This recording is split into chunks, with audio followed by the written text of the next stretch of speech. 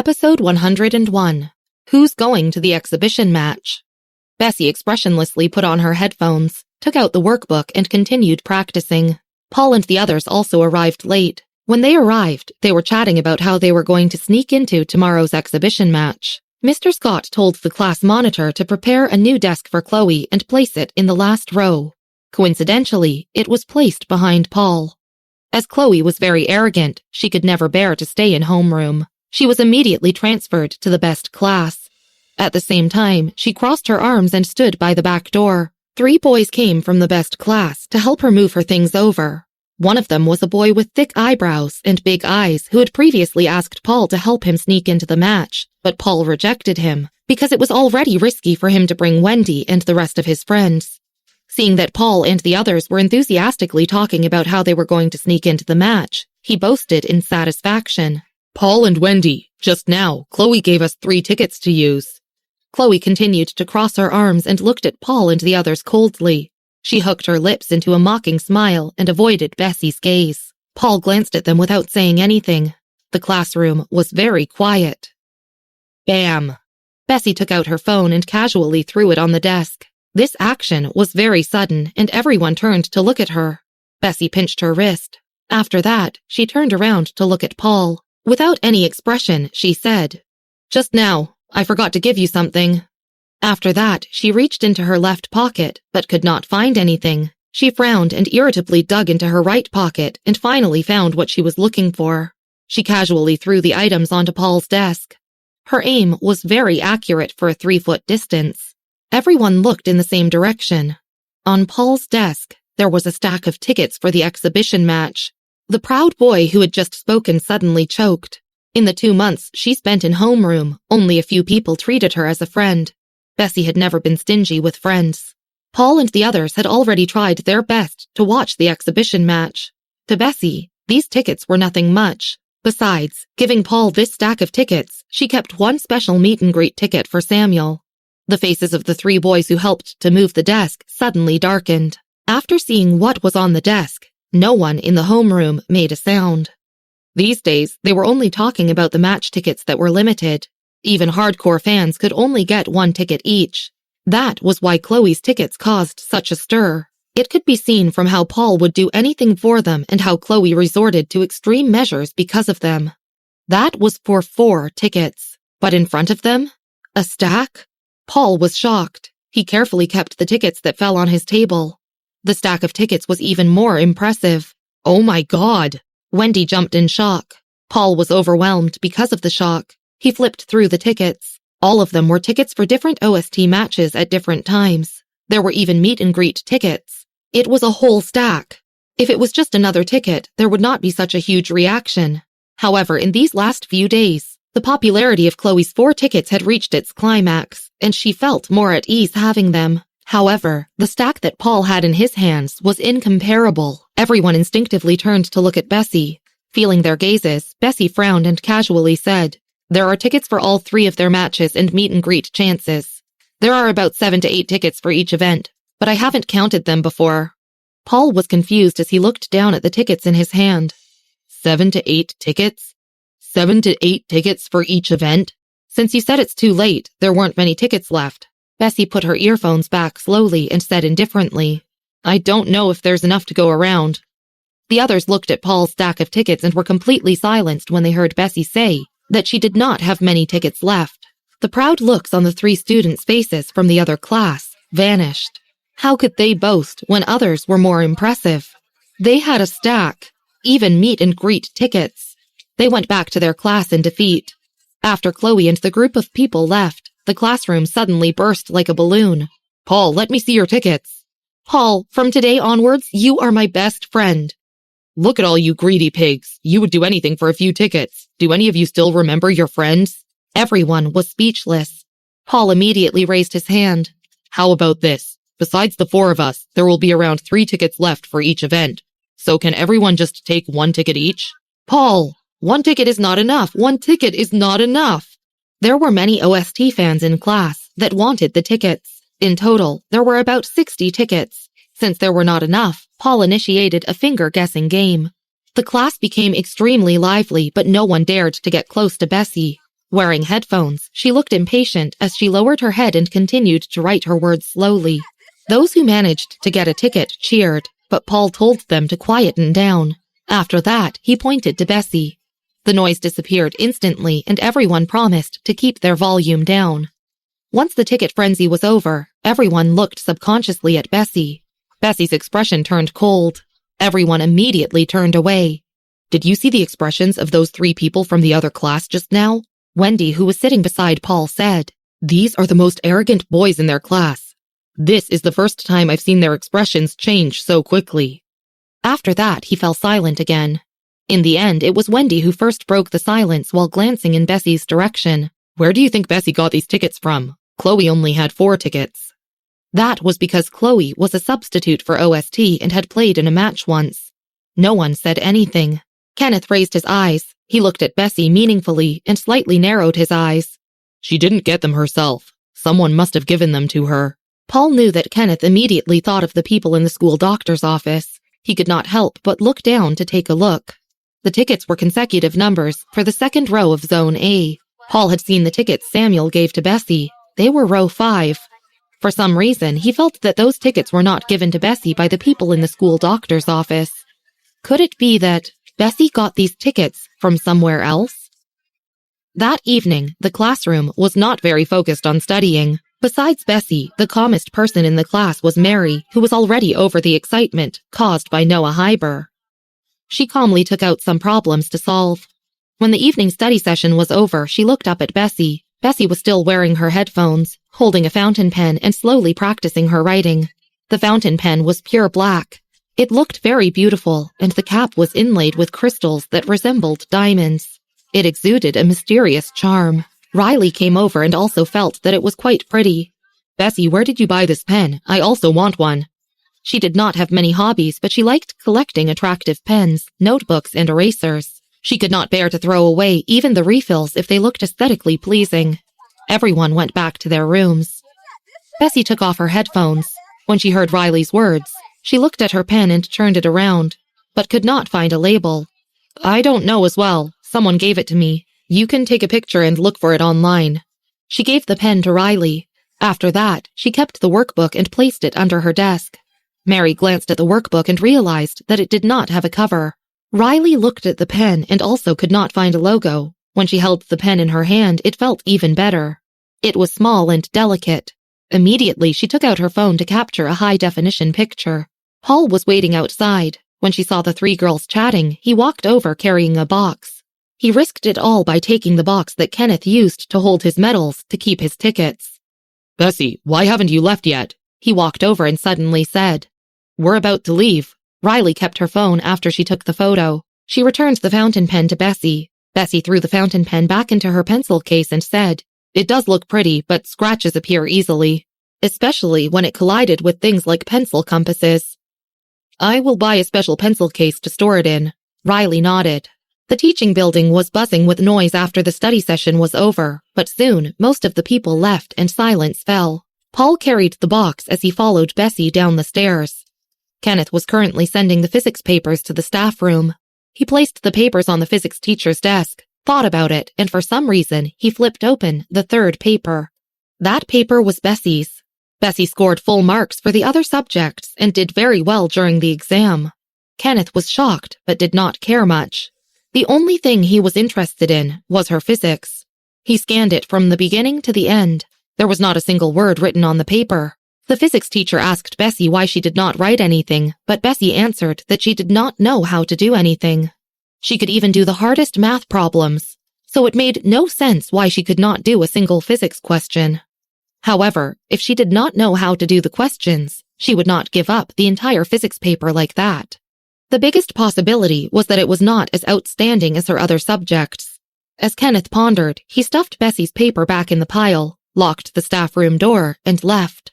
Coincidentally, he bumped into Paul and the group of people who had just come downstairs. He waved until Bessy and the girls returned to the girls' dormitory. Paul touched his chin and said, "I asked Bessy just now, and she said that someone gave her those tickets."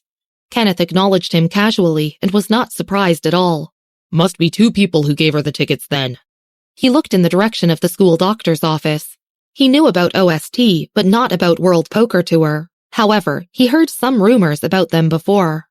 Although he was not a fan of Toby, he had watched OST matches before, and before this match, he initially wanted to get a ticket but failed to do so. As a result, Kenneth did not believe that she could get so many tickets by herself. Kenny, are you going to the match tomorrow? Paul turned to ask him while holding the box. Kenneth thought for a while before saying, Yes. Paul changed his stance. I don't think you like the Sun God or the other people in OST. Why are you so determined to go to the match? Besides physics and the violin, Paul had not seen him like other things. Who said that I didn't like the members of OST? Kenneth narrowed his eyes and looked deeply at Paul. When they reached Kenneth's dormitory, Paul stopped outside. He did not enter and was adamant about clarifying the truth. Since you don't even like the Sun God, how can other OST members catch your eye? Episode 102. Someone is helping Daniel. Kenneth took out a key and was about to open the door. He paused when he heard Paul's question. Instead of answering, he questioned, Since when did you become a fan of Toby? During the winter match last year, the score was 0-4. After losing 4 people, even the team's coach had given up on them, but he helped Henry when they were both outmatched. Eventually, he won his first OST match. While talking about this match, Paul became very excited. That was the match that made OST famous, and they were the first champions in the US. After the match was over, they went on the news. At that time, live streaming was not as common, so all of the fans of the poker tournament went to watch the live broadcast on the official website or in internet cafes. The match revealed the style and charm of OST. Even though net scenes called Toby the Sun God because of his face, even anti-fans couldn't criticize his skills. Paul had some difficulty expressing his excitement. What a winter match. Kenneth nodded. He opened the door and paused for a while before looking over at Paul. Paul was startled. Although he liked the poker tournament, he had limited knowledge of other games. 3 years ago, he had not even heard of OST, and the domestic team never had a breakthrough. Until the match that made them famous. That was why all fans of the poker tournament knew about the spectacular Sun God and the magical team OST. Paul returned to his dormitory. The Addams family bought an apartment for Paul beside the school, and there was also a nanny there. He had a dormitory in school, but because it was a double room, he rarely went there. Paul, quickly, hide the tickets well. Wendy initially took her books and was ready to study with Paul. When she saw Paul, she immediately moved the books. She let Paul place the box that stored the tickets on it. Paul carefully placed the box down. Lend me your computer for a while. Wendy stood by the table and watched the tickets for a moment. After that, she took her books to the other room to study. A vague voice was heard. You can use the computer. The password is 123123. Almost 90% of the students had the poker tournament on their computers. Paul went to their official website and looked at the official forum. Most of the threads were discussing the Chicago exhibition match tomorrow. The official website had many popular posts after so many years. Paul scrolled through the pages. When Wendy was done studying, he had still not found it. Paul's results were not outstanding in his class, especially in math, since he was one of the 3 worst-scoring students. Every night, he would always play games for a while. Tonight, he was not in a hurry, so he sat at the side and stared at the box with tickets. He was so excited that he could not sleep. It was only at midnight that Paul finally found a headline. Do the first-generation OST fans still remember the first-generation members? The first generation of fans said that somebody had suddenly retired before the winter match 3 years ago. It was very sad and they did not like thinking about it. Second comment. Don't talk about it, I'm already crying. Another comment. The most tragic thing was what Sun God said. He said that he wanted to show the world how good he was. Yet another comment. He did that. This post was very long because Henry and Toby were the remaining first-generation members. Posts about the old members were not very popular. However, there were still many replies. And it was even tagged by the administrator. Paul leaned against his chair. His heart was beating wildly, and he did not come to his senses for a long time. In the female dormitory, Bessy pulled the bed curtains. There was a dim desk lamp inside the room. She was currently sitting cross-legged and reading a book casually. 2 inches from her feet, her black phone lit up. Bessy turned another page of her book. Her phone was very stubborn and started vibrating again. With a hand on her chin and another hand holding the book, she said in annoyance, "It's no use. Why can't you just give up?" The phone lit up persistently for a while, only for Bessy to ignore it again. Finally, it dimmed down. At 1 a.m., her phone, which was placed in another corner, rang again. It was a call from Daniel. His surrounding environment was very dark, and his attractive face was suddenly enlarged. A group of paparazzi suddenly found my address. Babe, your technique isn't working. It was calm some time ago, but they recently found me again. He was probably still in the car. He was wearing headphones and had a cigarette in his mouth, so his voice was not particularly clear. Bessy got out of bed and opened the door. She walked to the end of the corridor. Both rooms on either side were used to store cleaning tools.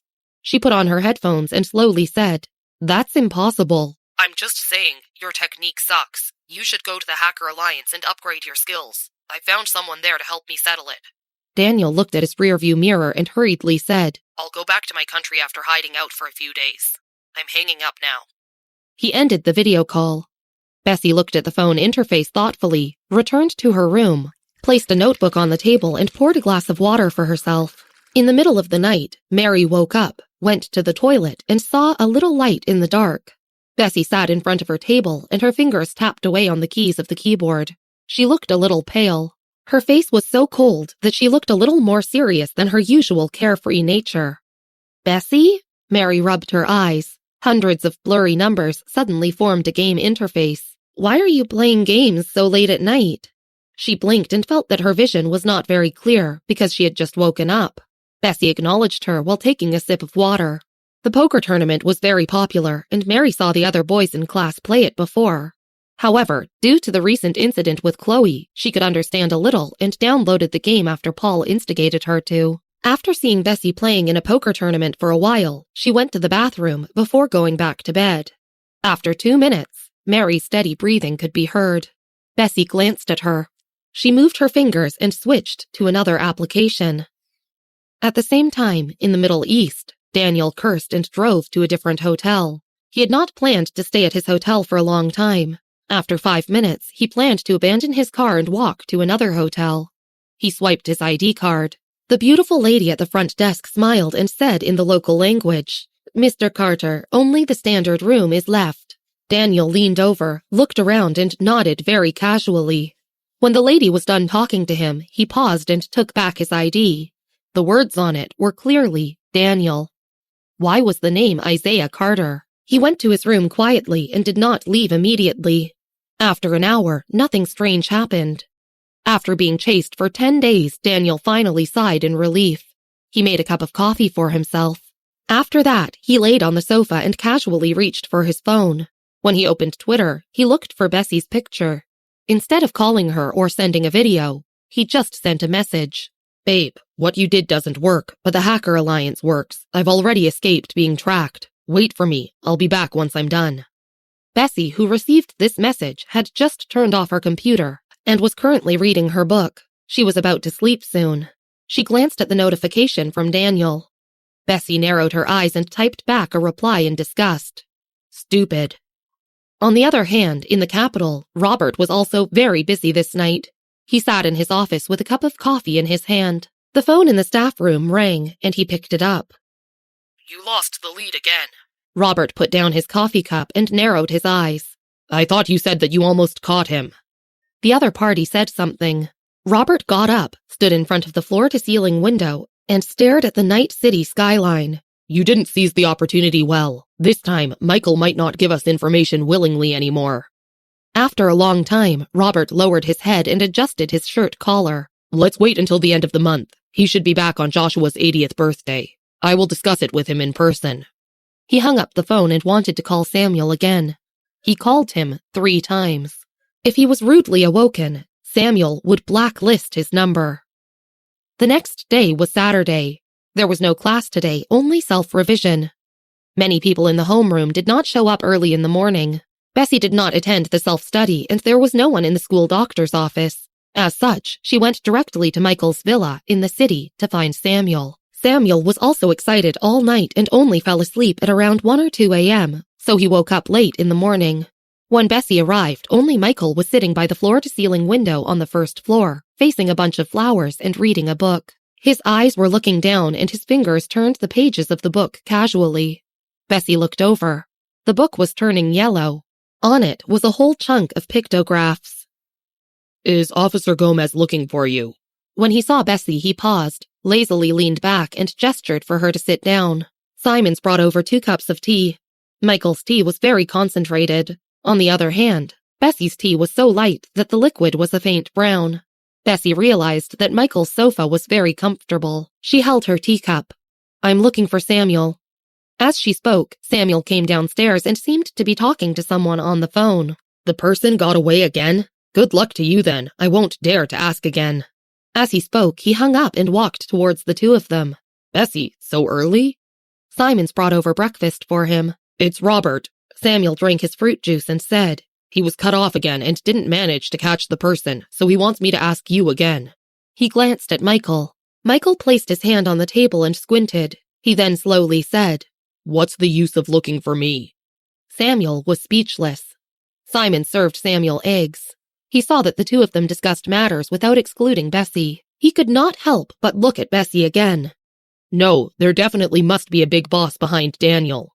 Samuel took a bite of his eggs and said firmly, We just don't know who he is. Bessy paused. After Samuel finished his eggs, he looked at Bessy again. Robert was my childhood friend, and he's also a doctor. All 3 of us studied medicine, but he's not being forced to take over the company. Once he was done speaking, Samuel looked at Michael. Michael was calmly flipping through his book. Samuel smiled. He placed his hand on the side of the bowl and looked up. When we get to the capital, I'll take you to see him. He likes you now and wants to come to Chicago, but he was delegated by Michael. Simons looked at Bessy again with a stern expression. Also, that Daniel, Samuel snorted, is also a big boss. I won't tell you much about this because I don't know the specifics yet. Even if I tell you, you won't understand. Why did you come over so early? Oh, Bessy withdrew her gaze, paused, and said, I'm here to give you this. What? Samuel looked up curiously. Bessy slowly dug into her pockets before pulling out something that looked like a crumpled pamphlet. Episode 103. Bessy Knows Who? What's this? With a French fry in his mouth, Samuel took it and placed it on the side without looking at it immediately. A pamphlet? An advertisement for treatment for baldness? It was so crumpled that, besides an advertisement pamphlet, Samuel could not think of anything else. No, Bessy did not explain and let him place it at the side. Just stay here and don't leave. I'm going to watch the exhibition match in the afternoon. Come with me, Samuel said to her. Bessy lay on the table and yawned. I don't want to go. You can't go and waste my tickets. Samuel snorted softly in annoyance. The tickets from the World Poker Tour are hard to get, and I only got them from Marvin after a huge effort. I haven't even obtained the meet and greet ticket for tonight yet. World Poker Tour? That must be difficult. Simon smiled after he handed a glass of water to Samuel. Simons, you've heard of it before? Samuel asked curiously. Simons nodded and respectfully answered. Your sister's company has a technical department that wants to work with the World Poker Tour, but there has been no news so far. Samuel immediately understood. This was the company Michael gave to his sister after working on it for a while. Why didn't she ask Michael? Samuel wiped his hands with a tissue and looked at the peaceful Michael who was in front of him.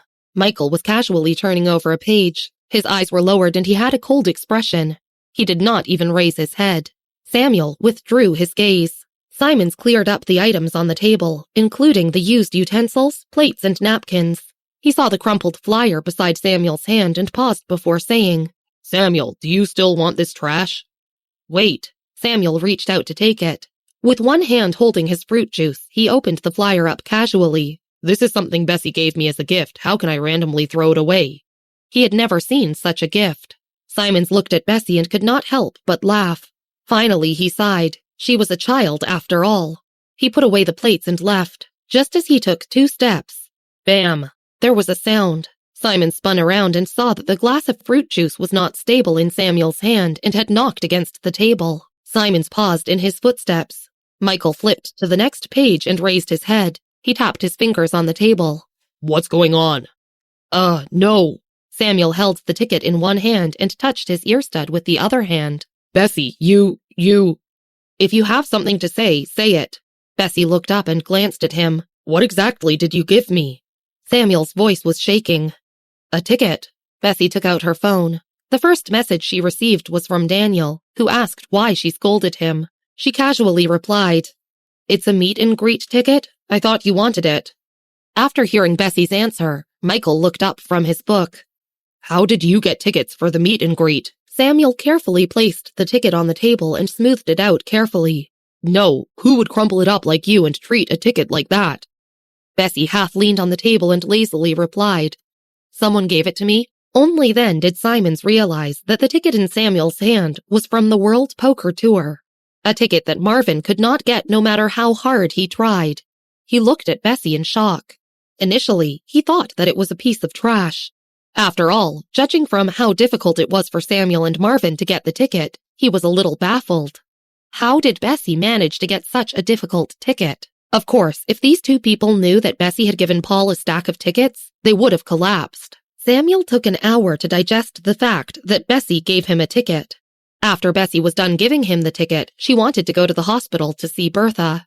After some thought, Michael asked the chauffeur to take her there. When Bessy left, Simons withdrew his gaze and asked in a low voice, "Michael, are you returning to the capital at the end of the month? There's a birthday feast." As Joshua had mentioned before, "You can make the arrangements first." Michael buried his head in his book again. "It's time to go back." Bessy arrived at the hospital early today. Andrea and Susan had not yet arrived. After she looked for Bertha's attending doctor, she went to the bathroom instead of going directly to the ward. She leaned against the wall in a daze. There was some redness in her eyes. After a long while, she finally turned on the tap and washed her face.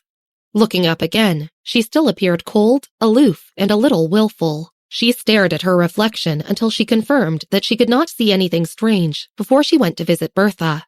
When Bessy arrived at the ward, Bertha seemed to be in good condition. There was some color on her usually pale face. "Bessy, what a good time for you to visit." Bertha waved to Bessy and smiled. "Look." She let Bessy look at the things in her hands. "What's that?" Bessy looked over and saw a concert ticket for a VIP seat. "Mr. Grint sent these 2 tickets over. He wants the 2 of us to attend his concert." Bertha said, "I can't go, so you can find someone to accompany you." Bessy did not accept them, but she was a little moved. Why hasn't he given up yet? Some voices were heard from the outside ward. They were from Andrea, Susan, and Grace. Bertha did not say anything and stuffed the tickets into Bessy's hands. "Mom, what are you doing?" Andrea was the first to enter. Her leg had recovered a lot recently, and if one did not look closely, one could not tell that she was walking differently. "I'm giving Bessy something." Bertha leaned back on the bed and spoke rather weakly. "Oh." Susan nodded. She knew that Bertha had a pile of rubbish that she could not bear to part with and did not mind. Grace said a few things to Bertha. On the other hand, Bessy sliced an apple in the corner and did not look at Grace. Bertha knew about the situation between those two, so she lowered her head to drink water and did not say much. After a long stalemate, Grace took out 2 tickets from her bag. "Bessy, these are tickets sent over by your sister from the capital. One's for me and the other's for you." Bessy continued to cut the apples. She lowered her head and crossed her legs as if she did not see anything. Grace pursed her lips. "Music experts will be gathered at this concert, and those watching are all high-profile guests from large households in the capital." She had to ask a favor from her sister-in-law to get these tickets. Anne's purpose for sending these tickets was very obvious. Wasn't she just eager to show off in front of Bessy? After hearing Grace's words, Susan could not help but glance at the tickets. Bessy finished cutting the apple and felt a little annoyed. "Grandma, I'm going to watch a match in the afternoon, so I'll be making a move first." Looking at her back view, Grace exclaimed, "Bessy, it's a really rare chance." Bertha closed her eyes and did not say a word. In the afternoon, OST's exhibition match officially started. There were no standing tickets, only sitting tickets. There were fewer than 1,000 people, so there were not a lot of people queuing to get into the venue. Bessy was rushed by Samuel to get there at noon. Michael was not interested in this at all, but he drove both of them there. "Pay more attention. When the time comes, there will be more people." With his hands on the steering wheel, he turned his head to the side to look at Bessy in the passenger's seat. "Don't go crazy with him. Safety comes first." "Don't worry." Bessy lowered her head to take off her seatbelt. She looked unconcerned. When they got off the car, Samuel urged her to move quickly. After Michael drove away, he said, Michael used to be a fan of the matches. He almost wanted to be a professional. If he did, he would be more famous than the sun god. However, he did not have enough perseverance and gave up halfway. The two of them joined in line. Bessy put on her baseball cap, lowered it, and acknowledged him softly. The two of them sat in row 5 of Zone A. At a glance, Samuel saw a few prominent teenagers sitting in row 2. Hey, aren't those your classmates? Samuel recognized Paul and clicked his tongue. Your classmates have good backing. How did they manage to get the tickets? Halfway through, Samuel fell silent again. He remembered Chloe, frowned, and did not say anything more. Bessy did not mind. She lowered her baseball cap and took out her phone to start playing games. This time, the exhibition match was organized by World Poker Tour and there were several teams in the playoffs. Once Toby went on stage, the director gave him a close-up, and his almost flawless face was enlarged on the screen. The female fans at the scene went crazy, and the male fans were almost on par with them. Each game lasted almost half an hour. There were 3 games today. Toby won with a royal flush in the first match. There was another wave of crazy screams in the crowd. The best hand in poker. Samuel touched his arm and felt the goosebumps rising on it. Toby is the best in the U.S. division. Many commentators laughed at us for not having good players, and a few days later, Sun God started winning all the competitions. Samuel excitedly explained to Bessy. In the second match, Toby had a full house. The crowd grew wilder. In the third match, he had 4 of a kind. The venue erupted in cheers. Forget it. It's normal if you don't know. Those 3 cards rarely appear. After the 3 games were over, it was time for interviews. Today, the fans are very emotional. Did you enjoy yourselves today? After the MC asked a few routine questions, she began to question the fans. Holding a card, she smiled when she saw a question. This net scene called Return of a Teenager has a question. Sun God, do you have a favorite esports professional player that you liked working with the most? Toby paused. He was not wearing a baseball cap, so his face was in the spotlight and he looked awe-inspiring. After a while, he responded in a decisive and clear voice. Yes. Someone in the audience shouted, Henry! Well then, can we know if it's a male player or a female player? The MC smiled. Toby raised his dark eyes. He paused for 2 or 3 seconds before smiling.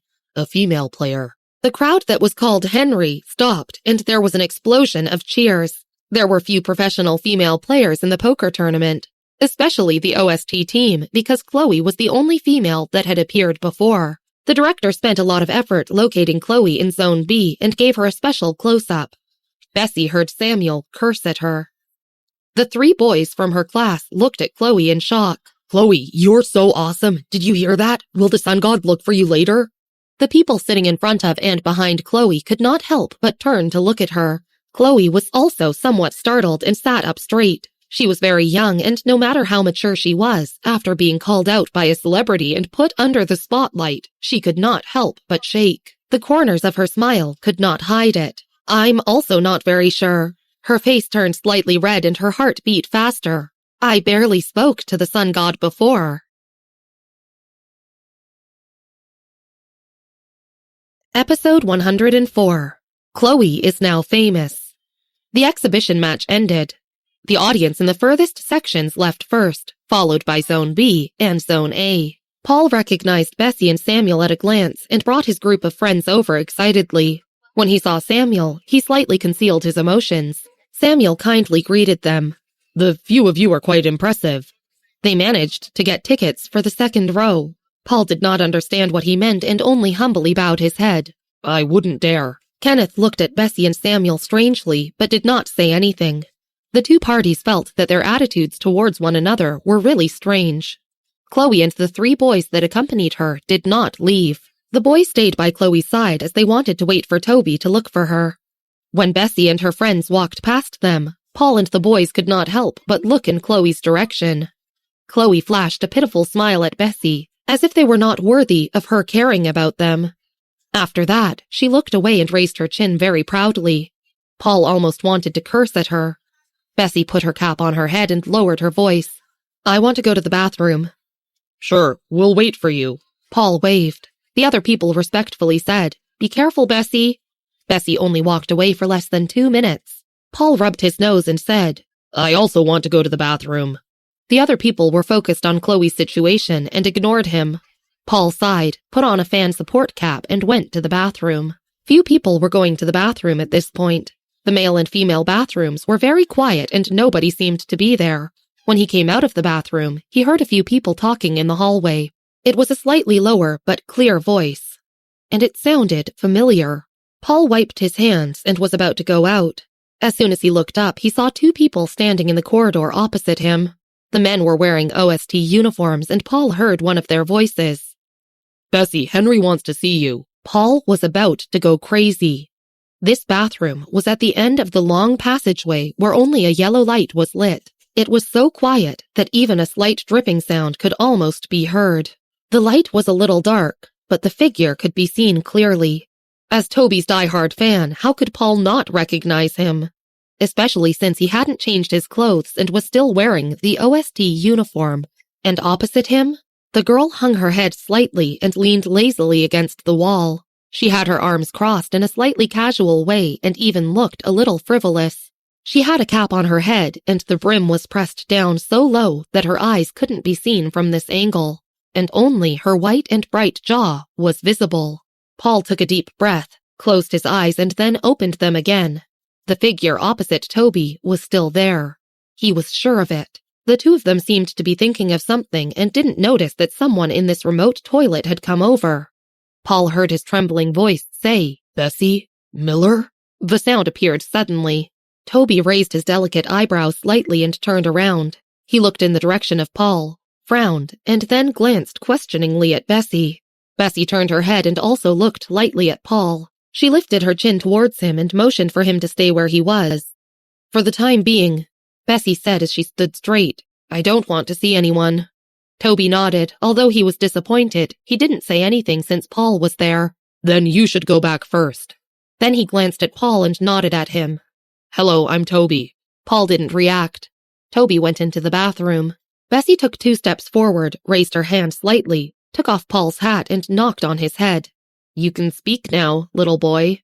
Paul glanced at her faintly. He opened his mouth with a bunch of suppressed words. Bessy threw the cap at him, stuffed one hand in her pocket, and interrupted him casually. I'll let you ask me 2 questions. The curiosity in his heart satiated, so Paul put on his cap and asked her urgently, Are you very familiar with Sun God, Henry, and the others? Bessy turned sideways and glanced at Paul, the smile on her face quite lazy, as if Paul had just asked a mental question. Of course. Next. Just now. Paul was used to being despised. He followed Bessy's pace and turned his head again. The female player that Toby talked about on stage just now, was it you? It wasn't Chloe, right? Yeah.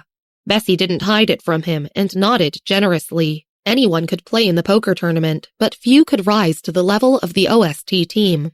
The players able to play at that level were all ace teams in various countries, and one person that could play at that level was Bessy. Paul expected that everyone would go crazy if they found out. Go back since you're done asking. Bessy turned and walked on further. Paul continued catching up to her and asked in a low, excited voice, Will you be on stage with Sun God? Why would I play in the tournament? The college entrance examination is coming. Bessy said casually. Also, my hand speed isn't high and is around 200.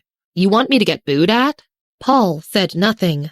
The two of them returned to Samuel and Kenneth. When they were back, Samuel was chatting with a fan leader of Toby and even took a support cap from her.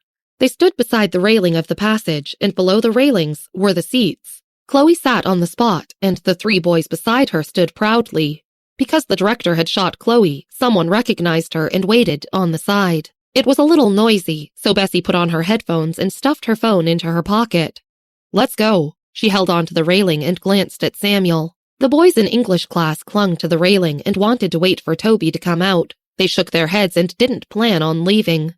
Paul put his hands on the railing and smiled mysteriously. There's no need to wait. Sun God won't find Chloe.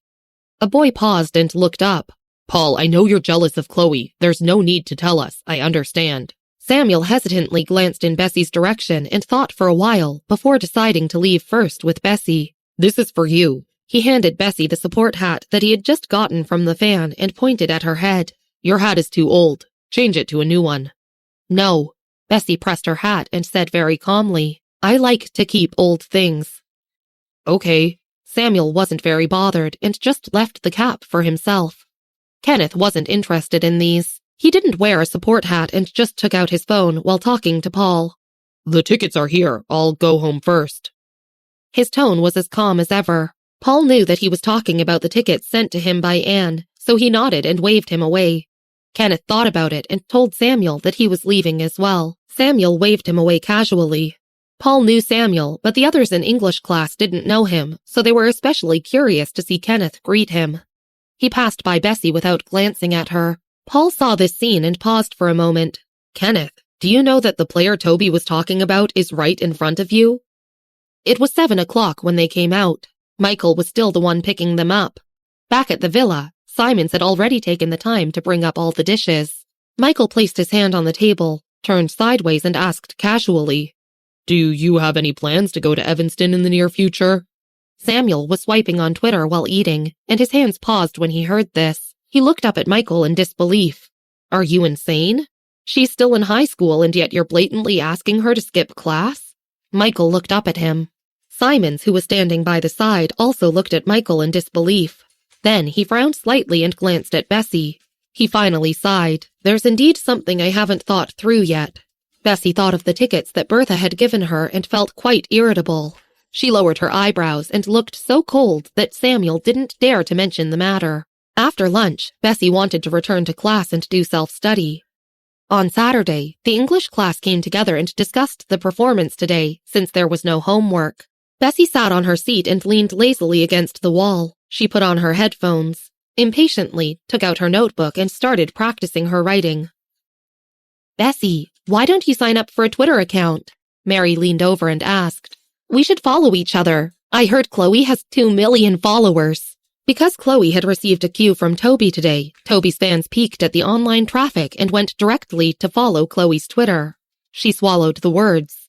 "I did," and remembered telling Mary that she didn't have a Twitter account. "It's troublesome," she said casually, and then continued writing slowly. Mary lifted her chin and looked at her. "I'll help you register. You live like an old man." This phone number had yet to be registered, so Bessy handed the phone to Mary and continued practicing her writing. "Do it yourself." Mary took Bessy's phone and found that it unlocked automatically when she touched it. She went to Twitter anxiously and didn't think too much about it. She happily downloaded Twitter and registered for her. While thinking of the name, Mary bit her fingernails before registering an account. BM. Bessy seemed to like this style, so she looked at it for a while. In less than one night, she had just one follower, Mary. She had a long way to go to compete with Chloe's 2 million army. At night, during self-study, Bessy took a shower, wore a long shirt, and came out while drying her hair. She remembered something and said to Mary, "I've sent you the game characters."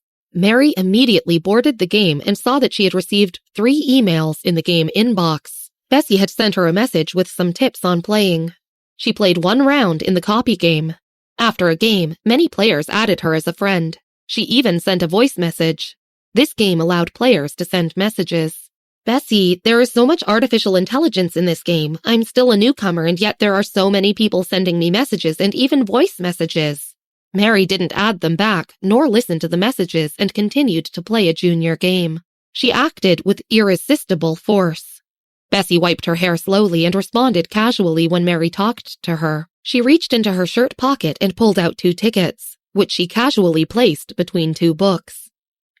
In Paul's bedroom, he was looking at the class group and then followed Bessy's Twitter. Today's theme is lemon essence, JPEG. Riley wrote, "Chloe has 2.1 million followers already." The others all felt it was scary. English class didn't have much affection for Chloe and felt sour at the moment. Before, Chloe only had 1.2 million fans, and half of them had been zombie fans that had been bought. But she had grown into 900,000 active fans overnight. Paul clicked the link and saw the Twitter headline at first glance.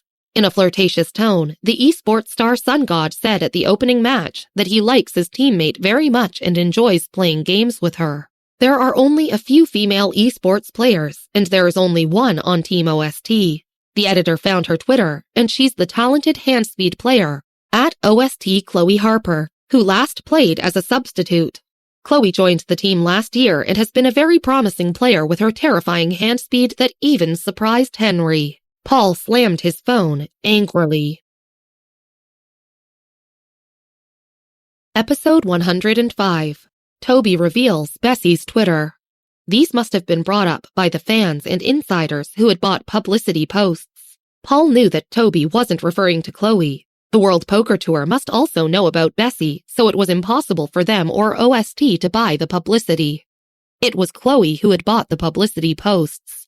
Paul was furious and frustrated, but helpless as well. What could he do? Post on Twitter saying that Toby was referring to Bessy and not Chloe?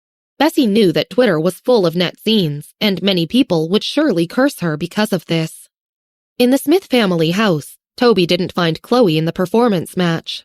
She guessed that Toby probably wanted to avoid the other fans, so she wasn't bothered. Aunt Ruth served tea to a few people in the living room. Grace held 2 tickets and was talking to David about going to Evanston. Chloe's Twitter gained 900,000 followers and hundreds of thousands of comments today. Aunt Ruth had followed Chloe's Twitter. Chloe smiled faintly. It's all due to the sun god's popularity. Auntie, Uncle, I'll head up to rest first. David nodded. Once Chloe went upstairs, he asked Aunt Ruth about what happened on Twitter. The family gathered around, and David exclaimed in surprise. Her popularity was comparable to that of a third-tier celebrity. Yeah, Chloe is famous now. Aunt Ruth laughed. Grace looked at Anne's ticket in her hand and felt slightly relieved. Her popularity on Twitter has always been high, until someone picked out a post on the official website on Sunday night. He had taken a screenshot and left a message on the post. OST never announced the hand speed ranking, but Sun God himself stated that he was only in 2nd place. So, could 1st place be? The post gained popularity and reached 1st place on the hot search on Sunday night. On Monday morning, Chloe arrived at school on the dot. She wore a pair of wide sunglasses on the bridge of her nose, and everyone looked at her on her way to science class. The braver students even stepped forward to ask her about Sun God. Chloe, as always, was arrogant and didn't say a single thing. English class. Bessy didn't sleep well last night and leaned lazily on the table. She took out her book and flipped through it irritably.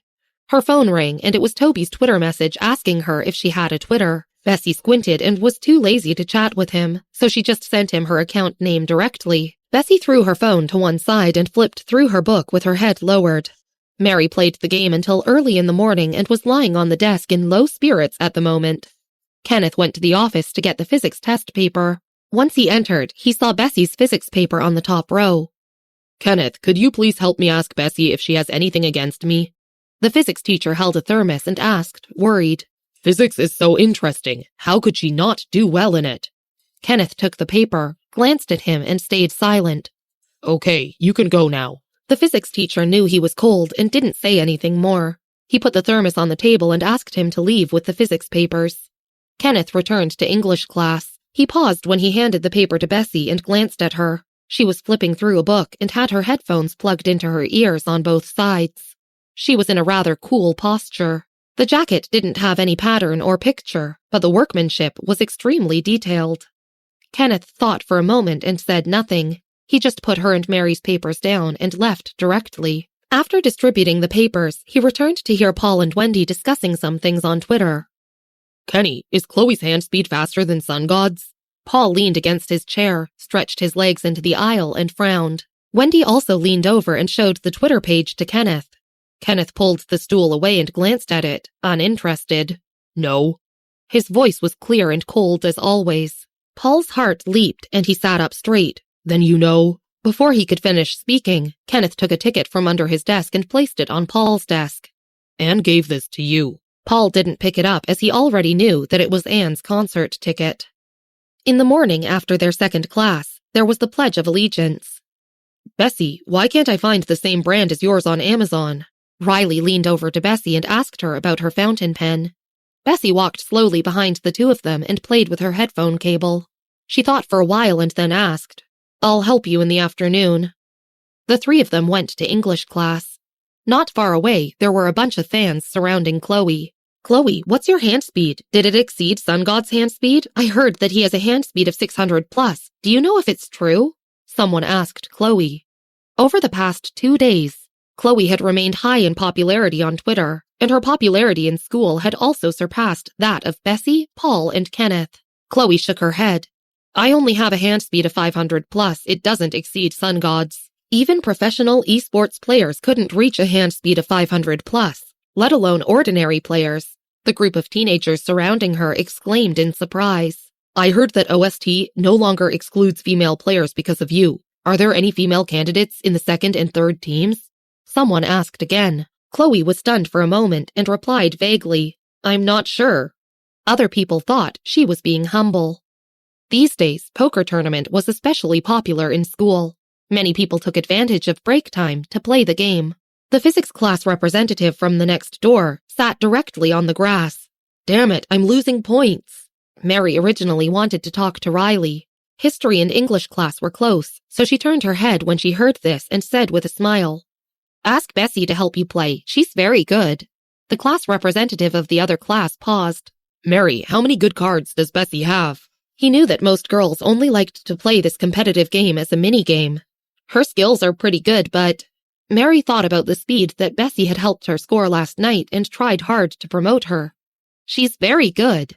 Okay, I get it. The class representative nodded and said perfunctorily, Bessy is very good. Very impressive. He would have handed it over if it had been Chloe. But if it was Bessy and Mary, then forget it. But the English class had some hostility towards Chloe, so he didn't dare to say this. Mary was about to say something when the class representative looked up. It's almost time for the Pledge of Allegiance. Let's go back. At noon, the school's medical office. Marvin had been idle for the past few days, so he already prepared the meal in advance. When Bessy came over, Marvin was chatting to Samuel. 129 hasn't come out with a question today. How are you doing in the game? Samuel opened up his white coat and leaned on the chair, propping his legs up on the table and running a hand through his silver hair. I'm doing fine, and I heard that 129 has a big move this year. Marvin lowered his voice. Samuel nodded and glanced at him. When he saw Bessy walking over, he quickly got up and greeted her with a smile. Marvin poured a cup of tea for Bessy. I forgot something. Bessy sat down at the dining table and asked Michael lazily, Where did you buy the fountain pen from? My friend wants one. The moment she spoke, Samuel and Marvin fell into a strange silence. But Michael was calm and composed and said slowly, I customized it, so you might not be able to find it. Bessy nodded, then picked up her phone and sent his exact words to Riley. Riley was eating in the cafeteria with Mary at the moment.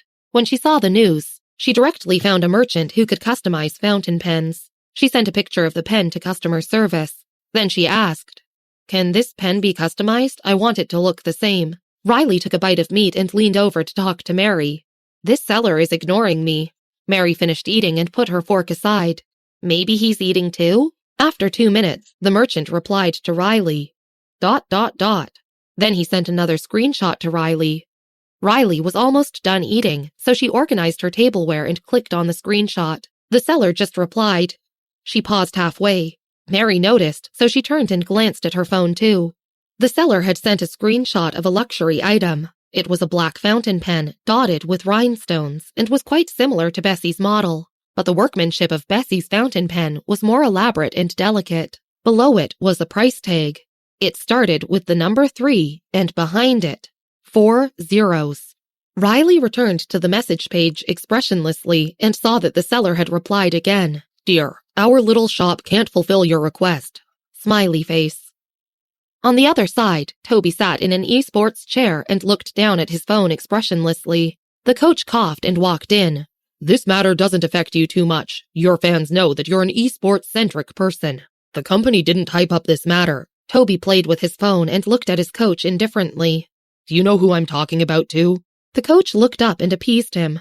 I know, but what can you do? If you clarify it, won't the net scenes just guess and be suspicious? Listen to me. Don't respond nor post on Twitter until all of this is over. This was the cold treatment. Toby was an esports star and had been put in the hot search by many anchors and esports players. Clarifying it personally would only increase the hype.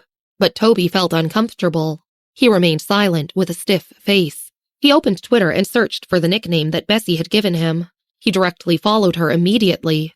Bessy's Twitter only had 1 fan, 1 person following, and 0 posts. Toby was curious about who she was following, so he opened it and saw that it was someone with the username Mary Smith. Mary Smith had posted her cool and cold deskmate many times. The coach saw that Toby seemed to be in a better mood and didn't continue to nag at him. There will be a training match later. Remember to prepare for it. Toby scrolled through Twitter for a while and then went to the homepage to look at Chloe's news. The hot search was still Chloe, and it was obvious that the person had been bought. But it was indeed hyped. Toby frowned. Chloe had posted on Twitter 10 minutes ago. OST Chloe Harper. Thank you for your concern. I will work harder. At Team OST, everyone. He scrolled further, and it was the hot media. Most recent news. Chloe has a hand speed of 500 plus, surpassing Henry, the first professional player ever, second only to Sun God. Team OST has not rejected female professional players in recent years. Her being Sun God's favorite teammate isn't groundless. It probably meant that Chloe was the first woman on the professional team, and Sun God particularly appreciated her. Chloe already had more than 3 million fans. Wasn't she so popular? Toby sneered when he saw this, and he had a look of pervasiveness on his face. The coach looked at his expression and felt his heart tremble. Sun God, you... Toby didn't bother turning over. He directly switched to his homepage and posted on his Twitter. OST Toby Yearling said, You're better than me. I hope to be on the same stage as you once. I'll wait for you. At BM. With one sentence, Toby put Bessy's account on the Twitter headlines. And it also alarmed the entire esports circle. Episode 106. Toby comes looking for Bessy. Sun God, is it not hyped enough for you? The coach lowered his head and looked at the post that Toby had just sent. Then he threw his phone aside. How could he have forgotten this person in front of him was the same person who had staked everything to help ruthless Henry when he was going to be the only one left on the team? Toby replied lightly, Yeah. The coach said nothing. After thinking about it, he took out his phone, opened his Twitter, and followed Bessy's account through Toby's post. When he saw Bessy for the first time, he was still uncertain. But now he was completely certain who that person was. Although Toby was indeed impulsive, it was understandable that it was that person. Let's go practice, the coach said, patting Toby's shoulder. Then he urged him. Don't bring your phone. Toby fixed his shirt and wanted to show off to Bessy. He didn't think that he had done anything big and simply went to train. The coach stared at Toby's back as he went, and before he could respond, the phone in his pocket started vibrating like crazy. The people who usually called him were elite professional players from other teams or coaches from another team. The moment he picked up, the person asked if the Team OST had recruited a new member and if he was even more powerful than Toby. The coach answered no. It was Toby's friend. Very few people believed him. After several phone calls, the coach sighed. No wonder someone had used the term esports star to describe Toby. His popularity was frightening. He went to the studio to deal with the following problems. Brightbow High School, in English class. Mary wrote on her physics paper and glanced at Bessy from time to time.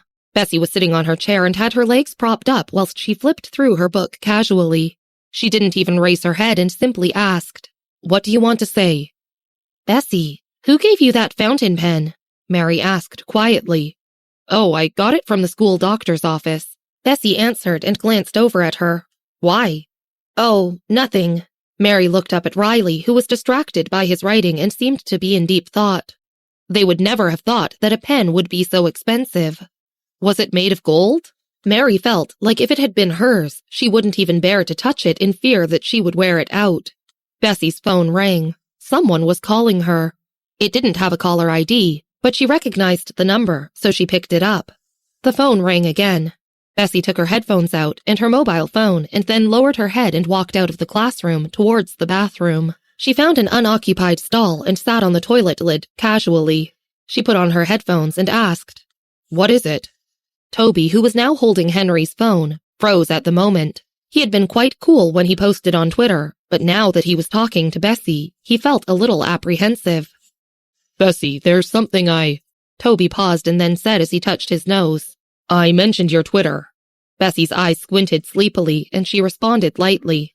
Toby laughed, and his delicate face lit up as he boldly said, "I told the netizens that you're a teammate I want to cooperate with." Instead of being ashamed, he was proud. Bessy was speechless. What the heck? She hung up and closed Twitter. Then she took out her phone and locked her account and Mary's so that no hacker could reach her. Toby handed the phone to Henry and touched his nose again.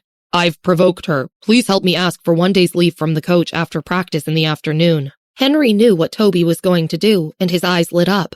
Can you? No. Toby rejected him gently before he finished. English class. Mary's mobile phone had been vibrating non-stop. The boy in front couldn't stand it anymore. He turned around, knocked on Mary's table, and stared at her seriously. Please look at your mobile phone. Aren't you afraid of it breaking with all that vibration? Mary glanced at him and then took out her phone from under the table. She realized it was full of notifications from Twitter. She had a personal Twitter and only a few friends and classmates followed her, so she didn't have any comments and hadn't closed her Twitter notifications. When she opened her Twitter, she was stunned. Her Twitter had 999 plus notifications, along with likes and new followers. Mary froze for 3 seconds before she remembered what she wanted to do. She exited Twitter and rebooted it after a few seconds. There were still 999 plus notifications. What's wrong? The boy in front said when he saw Mary's frozen expression. Mary didn't reply and clicked on the comments. Miss, who is BM? Miss, why is Bessy only following you? Miss? Mary went to see Bessy's Twitter following these comments and found that she had 200,000 fans. She went to Toby's Twitter from Bessy's profile and was completely dumbfounded. An esports star, Toby, had long exceeded a following of 8 figures, and his latest post had 130,000 comments and was still increasing. She found his hot search and realized that the word BM had ranked first in the hot search by everyone's manual search line. Whether it was the hot search or an esports star like Toby, a normal student like Mary simply couldn't be associated with it. A student like Chloe coming to Brightbow High School had already turned the place upside down. Mary knew Bessy was a little different, but she didn't expect her to know Toby himself. And it seemed like they had a close relationship. How did Bessy know this group of people? Bessy came back from the bathroom, and even though her face was expressionless, the surrounding activity and student reactions to her return alarmed her. Mary turned and stared at Bessy. Twitter. Bessy put her headphones on and said, I don't know him very well. I don't know how he found my account. She talked calmly and seemed unbothered by the news. However, she sat in her seat and grit her teeth anxiously. Mary tilted her head, nodded, and returned to her senses. She didn't know that her deskmate was not only very close to Toby, but was also the one he mentioned at the exhibition match. Mary picked up her phone again and stared at it in a daze. There was a lot of news on Twitter. The hype surrounding Chloe could be disregarded, but there was too much hype around OST's female esports player to ignore. The official Twitter page of OST posted and showed proof that there was a female player in the first generation of OST players. Female players weren't normally included. Toby was undisputed in first place in the poker tournament. Be it his skill, his ability, or how he had led the domestic team to the international competition, he was an uncrowned king in the US. The phrase, better than me, shocked a lot of Toby's fans. And it also shocked the professional players in the esports circle. Some people picked out the video of Toby when he said he ranked second at hand speed and speculated if this BM was the one who ranked first. They followed the account BM and saw nothing. It was clearly an account, but it only followed one person, had few fans, and half of them were inactive fans. No other traces could be found of this person. Then, they found out that Henry and OST's coach had all followed this account. As soon as the news came out, several coaches of veteran esports teams in the US and several aces also silently followed this account. This person must be the best. It's the first time I saw a retired ace from the first generation. I want to know who BM is. So, BM is better than Sun God? It's just my opinion, but does any first-generation fan think that she's the best player? Because there were few first-generation fans, they drowned this comment out in the comment section. Within 10 minutes, and much to Bessy's surprise, the 2 letters, BM, were on the hot search.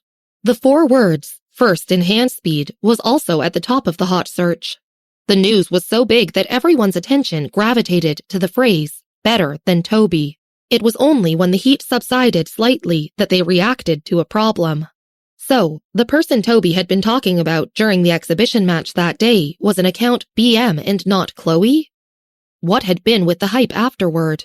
In particular, Chloe had posted a Twitter mentioning all the team members. None of them responded, and Toby had even posted such a message. Team OST's official website also posted a clarification on Twitter. Because of this, Chloe's post seemed a little ridiculous now. Her previous increase in fans had all been Toby's fans, but now that Toby had mentioned the right person, the fans immediately unfollowed her. They even scolded her for joining the hype in her comment section. The way Chloe had made use of the hype made them feel disgusted, and the netzines felt like it had made them look like fools. Chloe's haters rose sharply. Several entertainment bloggers saw this situation and immediately deleted the Twitter comments they had previously posted. But they couldn't delete Chloe's Twitter post. She was the hotspot of netzines' focus, and they had already taken screenshots of the post. If she were to delete it, it would make her seem guiltier. Chloe received the news. A friend from Evanston sent her a screenshot. Previously, she had gained a few 100,000 fans because of Toby, but now they had all disappeared. She looked at the screenshot and clenched her fingers. Everyone in class was stealing glances at Chloe. She pursed her lips and felt them turn cold. How could she be this person? There were only a few female players in OST, and none of their hand speeds were faster than hers. She glared at the account BM, thought about how she had just mentioned everyone in her post, and felt her face flush red in embarrassment. She couldn't stand being stared at, so she took her sunglasses and went directly to the office to get a break from Mrs. Lewis.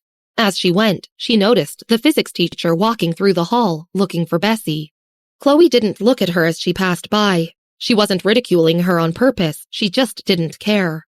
To Chloe, no matter how bad of a situation she was in, she was still better than this kind of person. In the middle of class, the news on Twitter only circulated in a small circle. It spread slowly after class in the afternoon. Bessy went directly to the school doctor's office. Samuel was looking at a boy's neck. The boy was lying his head on a pillow, seemingly asleep, and Samuel was applying ointment to him. Bessy put her bag on the table and Michael looked up. Michael held his scalpel and asked, "Does your classmate like your fountain pen a lot?" Bessy leaned on the back of the chair and replied vaguely with a rather vexed expression. "Yeah." Michael pulled the drawer open and took out a pen. "It's the same as yours. Give it to your classmate." He thought for a moment and then said seriously, "You don't have a good temper, so it's difficult for you to have a friend." Bessy was speechless. She recalled how her grandma had often said that she was afraid Bessy would be alone after her death. She felt like they were singing the same tune in different ways. Outside, Samuel sent the student away. While talking to Marvin, he scrolled through Twitter. He hadn't been on Twitter much as he was afraid that he would want to punch Chloe. Someone knocked on the school doctor's office door. "We're closed, come back," Samuel said as he played with his phone. He looked up and froze before he could finish talking. The person wore a black sweater, a hat, and a mask. After hearing Samuel's words, the person took off his mask and smiled politely. "May I ask if is Bessy Miller here?" Samuel felt like his soul had left his body as he replied, "Bessy, come out here." Episode 107, A Game Between the Classes. As a die-hard fan, how could Samuel possibly not recognize Toby? He recognized Toby even when he was wearing a mask.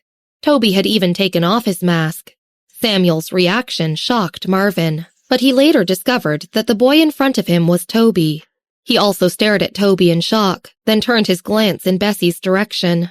Bessy was leaning on the chair when she heard the voices and turned slightly. She saw Toby standing in front of Samuel, turned away and said without expression, "I don't know him." Her voice sounded undulated. Toby touched his nose subconsciously and coughed. "Bessy, I came to discuss something with you." "Sun God, sit down first." Samuel took 3 minutes to find his voice. He diligently dragged a bench for Toby to sit on. "You're here to find Bessy. She's like this, especially cold. Why are you here to find her? Do you know each other?" Samuel had wondered how Bessy had gotten the tickets for the meeting. Now that he saw Toby personally, he realized something. If they knew each other, then he gave the ticket that Bessy held in her hands. Samuel glanced at Bessy in shock. Toby didn't sit down. He just took off his sweater and hat. He hooked the mask with his pinky finger and said politely, "I want to play a game with her." "Play a game with her? Sun God, why do you want to play a game with her?" Samuel was now a spinning top and followed Toby around. Don't you have Chloe on your team? She's in this school too. Bessy's hand speed isn't fast enough. Samuel played with Bessy before, so he knew that even though Bessy's conscious operation was good, her only flaw was her slow hand speed, and she hadn't even reached the master's level yet. Toby seemed shocked by his words and paused for a while before lifting his head. You can call me by my name. Hearing a person who called Bessy's name and also called him sun god frightened Toby. Michael put his hands on the table and glanced at Toby expressionlessly before saying, Is that your friend? Ask him what he wants. Bessy used a finger from her empty hand and dug into her ear. 3 minutes later, she walked out with Toby without expression. Henry was the one who recruited Chloe, Toby said with his head lowered. He said he could see a little of your brilliance in her, but who knew she would be so troublesome? Bessy lowered her head, casually staring at the grass under her feet. Toby knew her well. He just said, Henry wants to see you. No. Bessy was a little distracted and didn't listen to him. If there's nothing else, I'll go back for lunch. She entered the school doctor's office and closed the gate behind her. Toby stood and put on his mask before pulling up his sweater and leaving. Bessy placed the pen that Michael wanted to give to Riley on the table. She looked at Samuel, who remained frozen in the middle of the room. She cleared her throat and said, It's time to eat. Samuel was like a statue. Upon hearing her, he turned his head stiffly. Eat? How was it time to eat? What?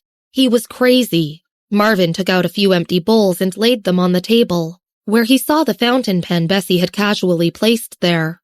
He recognized it was the one he got that day. Marvin asked with a stiff face, Bessy, are you using 2 pens? Oh, no, Bessy insisted. She picked up her fork slowly and said, Michael told me to give it to my friend. After thinking for a while, Bessy added, It feels okay, but it's easy to scratch. Marvin was speechless. Later in the evening, Bessy returned to class.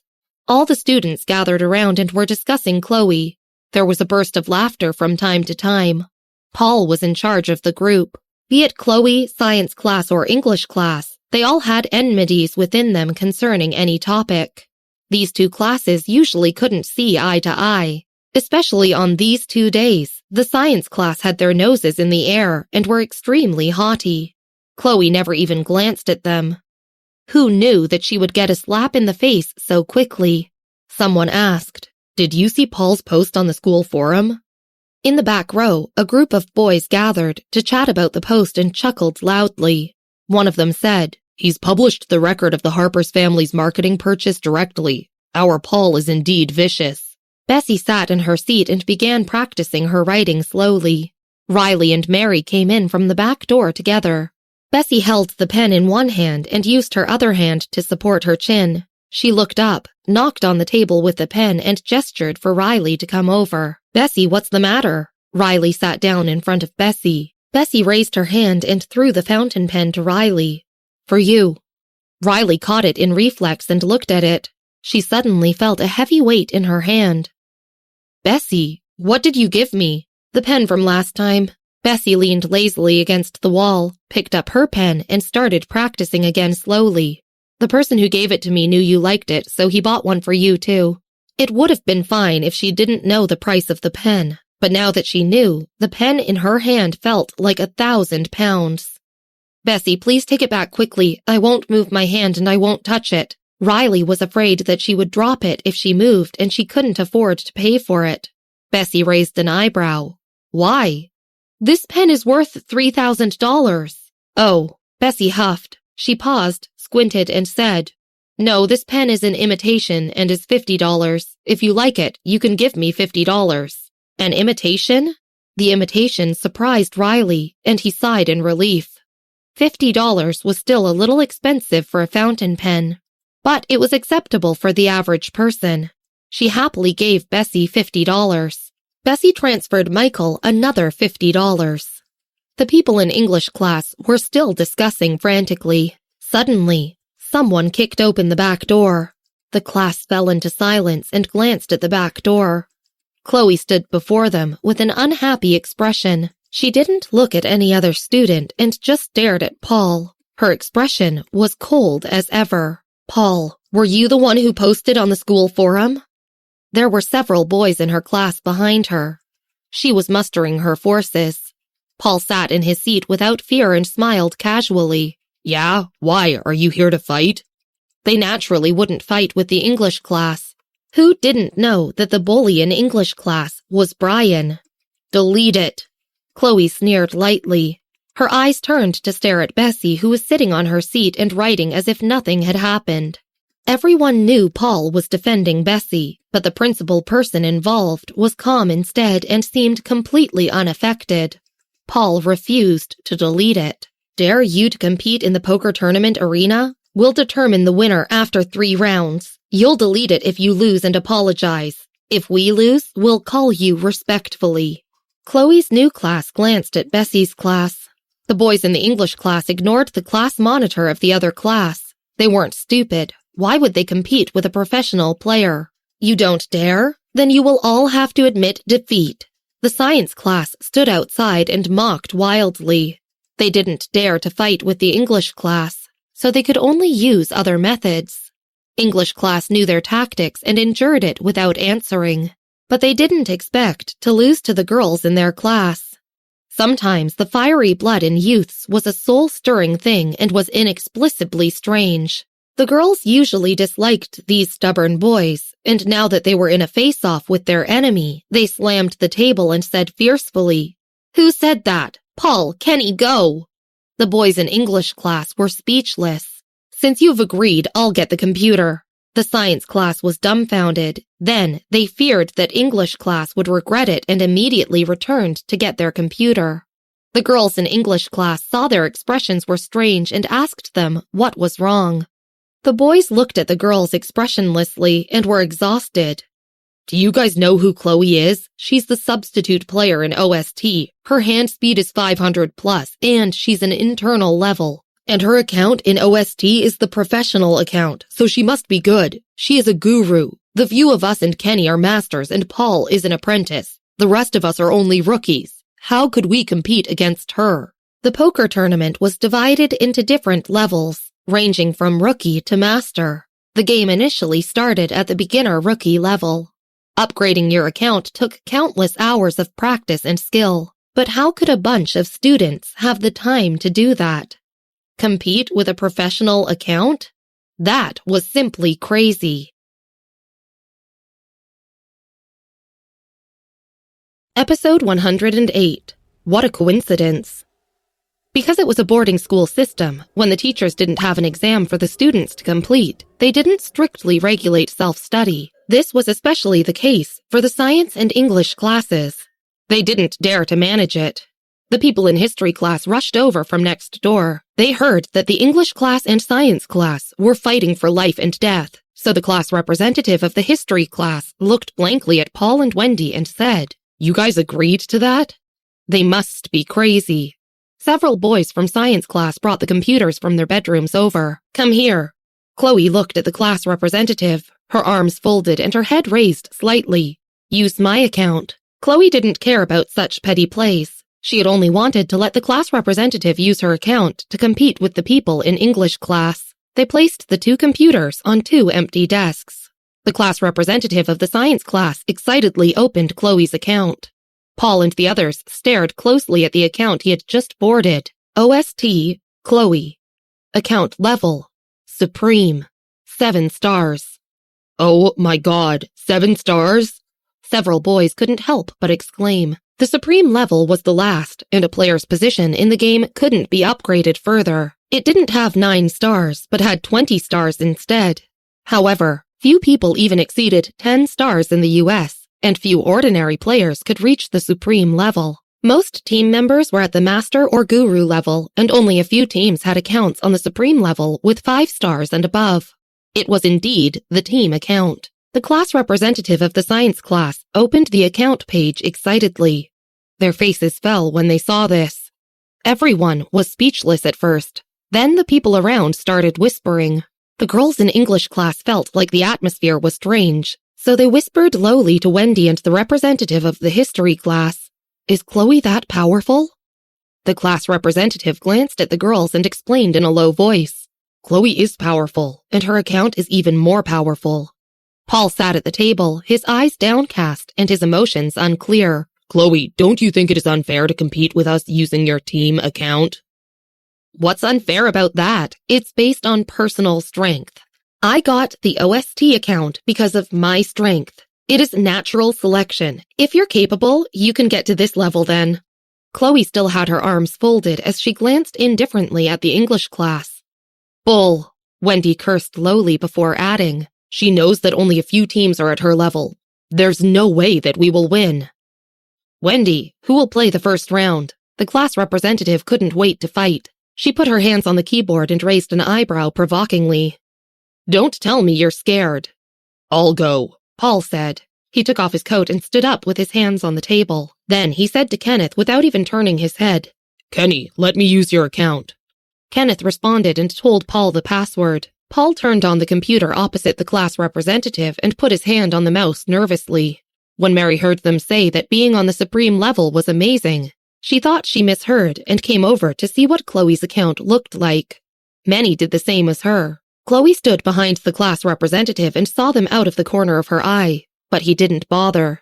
Mary stood behind and saw the level and stars on his computer page. She had seen something similar on her screen. Mary stopped and pointed to the computer page. After a long silence, she asked, Is that level good? Most girls used the poker tournament as a dress-up game. The science class glanced at Mary and mocked. It's the highest level, of course it's good. Are you done? Come back quickly and don't make trouble. A boy from English class called as he pulled her back. Don't distract Paul. No, I'm at this level too. Mary kicked the boy and motioned for him to let her go.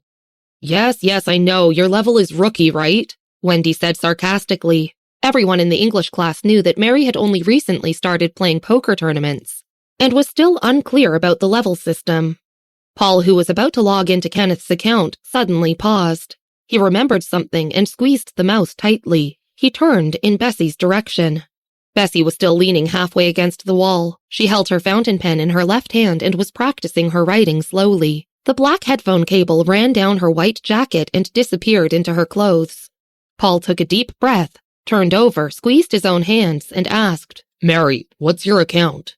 Mary listed a bunch of numbers and letters. Paul deleted Kenneth's account word by word and replaced it with Mary's. Paul, are you crazy? The representative of the history class said. He stood directly behind Paul, lowered his voice, and said, Don't tell me you believe her. Kenneth frowned. With what he knew about him, Paul wouldn't be so reckless. Paul, it's already difficult to win against her professional account with our levels. Wendy said. She walked over and leaned in fearfully, her throat dry. To Chloe, Paul and Kenneth's actions simply meant they were giving up.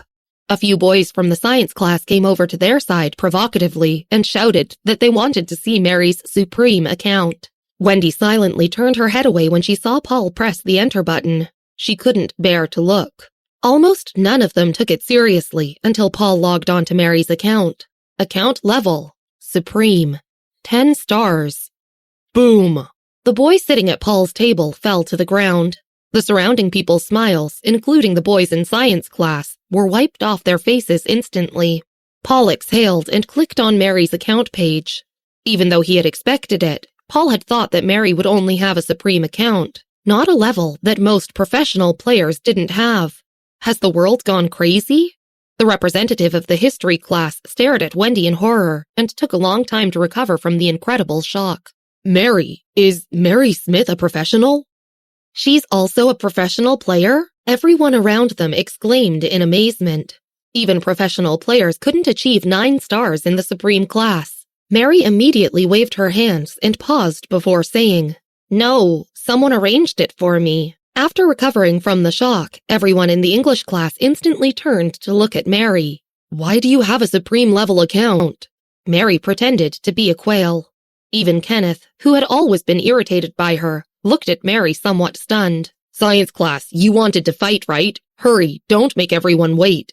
The English class instantly found their confidence. Paul's techniques weren't bad. To beg in with and with a supreme level account in his hands, science class didn't even last for 10 minutes. It wasn't unreasonable that national teams feared players holding supreme-level accounts. Chloe took a deep look at Mary and suddenly laughed. "I didn't expect you to have this level account." Chloe stretched her arm, rolled up her sleeves, and smiled deeply. "I've belittled you." Even though Mary's account level surprised Chloe, she still believed she could win with ease. Chloe told the class representative to make way. She sat in her seat and skillfully opened the game competition page. Paul's hand speed only reached 200 and wasn't enough to play against Chloe. Thinking of this, Paul glanced at Kenneth. Kenneth nodded slightly. Paul gave way to him. Chloe looked at Kenneth. She didn't know who he was, but she had some guesses in her heart, so she said politely, "Kenny, you have to be careful. My hand speed is 530 plus, and I've even defeated Henry before." During the second round, the two were in stalemate for 20 minutes until Chloe found a flow and beat Kenneth with 4 of a kind. The onlookers realized the horror of a professional player. Chloe looked at them lightly. Third round. The English class whispered together. They let Paul go first. "You also know that I was OST's substitute player before. To tell you the truth, I'm not good at playing in teams. I like to play solo, and my specialty lies in single competition. The team did not assign me 7 stars. I earned them by myself." Chloe looked at everyone coldly and touched the jewel watch on her wrist. Her tone was light, and she hid the pride and arrogance in her voice, but she stood on high ground. Chloe didn't ridicule them deliberately, or maybe she felt like she didn't need to be petty with these people, given her identity. She opened her arena record. Her single-player win rate was 94%. The class gathered around and exclaimed from time to time as they played. Bessy could feel it even while wearing headphones. She couldn't help but lean against the chair and unzip her jacket to reveal a black sweater inside. She took off her headphones and threw them on the table. Then she heard Chloe's words and laughed. She understood why Paul made that post on Twitter. It wasn't simply because Chloe had stepped on her book, but mainly because of Toby. So annoying. In the end, she still couldn't practice her writing peacefully. Michael had told her to finish writing the rest of the book tonight. Bessy hooked a finger and pulled her collar up. Then she turned to look at Chloe. Her eyes stained a subtle red, and a sense of sinister, unbridled aura exuded from them. She stood from her chair and walked towards the crowd. English, science, and history classes fell silent. Everyone made their way instantly. "Get up." Bessy flexed her finger and tapped on the table casually, gesturing for Paul to make way. Her voice was calm. Paul immediately got up and made his way. Bessy directly logged out of Mary's account, casually typed in another account, and pressed enter. BM. She was so fast that no one could see her account information. Bessy simply entered the arena room Chloe had opened. The representative of the history class, along with Wendy, remembered that Mary had told them this before. Bessy is very good. The crowd watched as Bessy clicked on the start button. Within 3 minutes, she beat Chloe with a straight flush. When she finished the game, the crowd saw her account information. Account level, supreme. 20 stars. The highest possible number of stars on the domestic platform.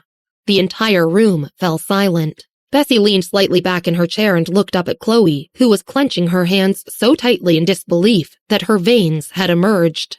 She pulled on her coat and said casually, "What a coincidence. I'm also a solo player maniac." Episode 109. BM. Poker tournament had been out for 5 years.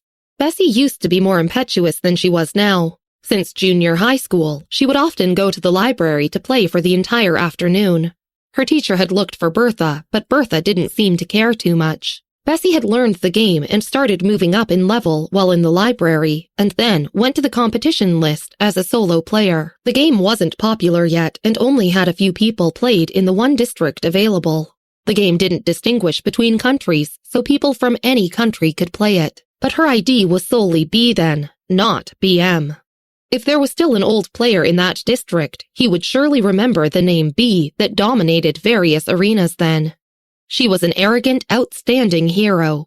Although Chloe's hand speed was good, she was still a substitute for OST. The reason was very simple. Her consciousness, positioning, and understanding of her cards weren't deep. The hand speed she was so proud of was just a piece of paper in front of Bessy, full of loopholes. Nobody made a sound. Bessy stood up with her hand on the computer desk. She held the mouse with her other hand and closed the game page. Then she turned around. The people behind her were all frozen still. Bessy narrowed her eyes slightly. "Move. I have to do my homework." After thinking for a while, she added politely, "Thanks." The crowd made way. Bessy returned to her seat and took out a piece of candy from her desk. Her eyes lowered and she thought of something. She peeled the wrapper and popped the sweet into her mouth. There was no loud noise around. Bessy crossed her legs casually and felt a little better when she held her pen. She continued to practice her writing slowly with her head lowered. The horrors of Bessy were clearest to Chloe, who had just played with her. At the start of the competition, she barely had time to respond. Bessy's hand speed was not as fast, but she still crushed Chloe from start to finish. Even the proud Chloe had to admit that she couldn't find a loophole in Bessy's play. But why was Bessy so powerful? 20 stars in the Supreme class? Why had she never seen the IDBM in the National Service? There was a sense of inexplicable familiarity in her head. Chloe put aside her thoughts. She still looked up at Bessy, who was still practicing slowly and calmly. Chloe found it hard to accept that she had lost to an unknown person, so her face was dark as she turned away silently. She dug her fingertips into her palm. The class representative turned around and wanted to follow her. However, Wendy stopped him. Paul leaned against the board at the back of the classroom with his arms folded as he raised an eyebrow. "I think you've forgotten something." He was talking about how they had to say that they were the best. The expressions of the science class students changed. They thought that Chloe would never lose, so they made such a bet. Who knew that Bessy would emerge out of nowhere? They exchanged glances and lowered their heads. They reluctantly admitted to the English class players that they were the best, before hurriedly leaving the room. They tried to catch up with Chloe. "That Bessy is so powerful," someone said. The class representative turned to glare at him. The person immediately changed his tune. "Bessy is better at consciousness, positioning, and character understanding, but that can be achieved with practice. Her hand speed is too stiff." In English class, after the group of people left, they fell into silence again and exchanged glances. Wendy cleared her throat and forcefully looked away from Bessy. "Mary, your account?" Mary pulled a chair aside, sat down, and said, "Bessy helped me." Kenneth also stared at Bessy's back. His eyes had always been cold, and he squinted slightly, as if he realized something. He leaned sideways on the table and looked at Mary. "So, she got you to the Supreme level too, right?" "Huh?" Mary looked up blankly, pretending to be innocent. Mary knew Bessy's intentions when she didn't open her account page. Kenneth leaned aside, his lips pursed thinly and his eyes peering deeply. He stared at Mary for a long while, then looked away silently. He sat back silently in his seat. The others also reacted. "So," the class representative said with a loud swallow after realizing what he had missed. He stared at Mary blankly and asked, "You were serious about letting Bessy play for me in the arena last time?" Mary put her hands on the table matter-of-factly. "Of course. Why would I joke with you?" Wendy, who had also rejected Bessy, looked up. "Is it too late if I let her play for me now?" Mary lifted her chin towards Bessy. "You can find her yourself." Wendy and the physics representative looked in Bessy's direction. She was half lying on the desk, biting a lollipop and writing seriously while holding her pen. In short, no matter what she was doing, it seemed like she didn't want to be disturbed. "I don't dare ask her. Mary, from today onwards, you'll be my sister." Wendy and the others looked at Mary seriously. "Can you lend me your account to play?" The Supreme account level. The people in the class were surely more curious about Bessy than Mary, but Bessy had her headphones on and leaned against the wall while practicing her writing. She looked quite relaxed. However, because of various reasons, the English class didn't dare to provoke Bessy and could only find Mary. Mary dealt with them for the entire night and finally went back to her seat. She held her chin in her hand and turned to look at Bessy. Bessy held her pen and wrote even slower than before. "Bessy, is your flower dying?" Mary asked, suddenly remembering something. She straightened her wrist and awaited the answer. Bessy coughed and then pulled the red rope on her neck that held the glass bottle. The flower in the glass bottle had wilted and was a little withered. "This thing is time limited, and it wouldn't work even if I added water." She put it back again, continued writing, and said casually, "It is withered, but it's okay. It won't last till tomorrow. The day after tomorrow, I'll give you a new flower then." Mary took out a piece of paper and a pen and drew on the paper. She bit her pen. After a long while, she settled on a time. Bessy propped her legs casually and paid little attention to her. She just yawned sleepily. Behind her, Kenneth had his physics materials on his desk. He turned a few pages and stopped to answer a question. He was a little impetuous. He put his pen on the table. He leaned back in his chair. Behind, Paul was discussing the earlier competition with several people. Kenneth narrowed his eyes, turned around and glanced at Paul. "Paul, I feel like you weren't very surprised by Bessy's performance. I've already seen Mary's account, so Bessy's performance is nothing." Paul put down his pen and chuckled.